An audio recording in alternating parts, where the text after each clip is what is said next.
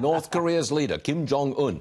He'll meet with South Korea's president for the first time April 27th. The talks will pave the way for a meeting between Mr. Kim and President Trump.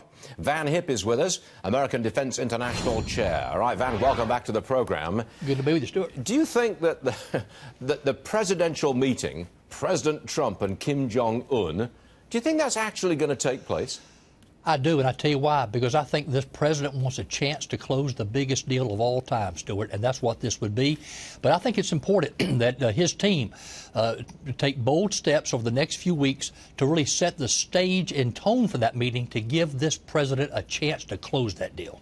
Well, I think what President Trump wants is the denuclearization and get rid of the rockets in North Korea. In return, he may be prepared to take American troops out of South Korea and maybe no more nukes in South Korea. Is that the kind of deal you're talking about here?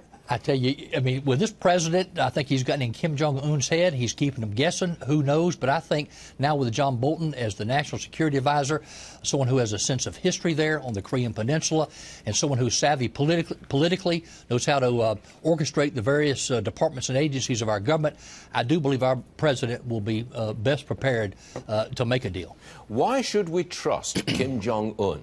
You've been on our program many times, and you've often told us that they are ahead in, what is it, cyber attacks and quantum computing. You've told us that the North Koreans are really good at that. Well, they have a quantum encryption device. We know that, and that's a great equalizer on the battlefield. But look, I believe that what would be great now for the president and the administration to come forward and say, Kim Jong-un, you talk about denuclearization. That's great. What are the principles we need to address and achieve to help get to denuclearization?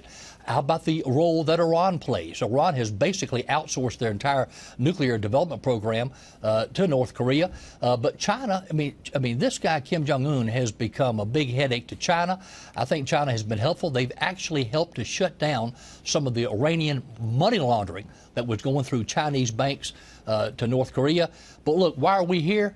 Peace through strength works. What do you think Kim Jong-un wants?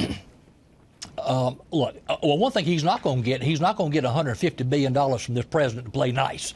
But I think he wants to come into the civilized world, and I hope this president goes to Kim Jong-un and says, we want you to be in the civilized world, but here's what you got to do to become a part of the civilized world. And one thing I would hope the president would urge him to do, let his people have access to the internet and get a free flow of information. I think these are the kinds of things that we can get out ahead of early and really set the stage and tone for these talks to give this president a chance to close the deal. All right, sounds like a hopeful Van Hipp to me. I think that's what you are, and thanks for joining us again. But I'm Van. a little leery, but sure. Peace through strength. Who is not leery when you're dealing with North Korea, for heaven's sake? Van, you're all right. Thanks for joining us, sir. Thank you. Appreciate it. Got it.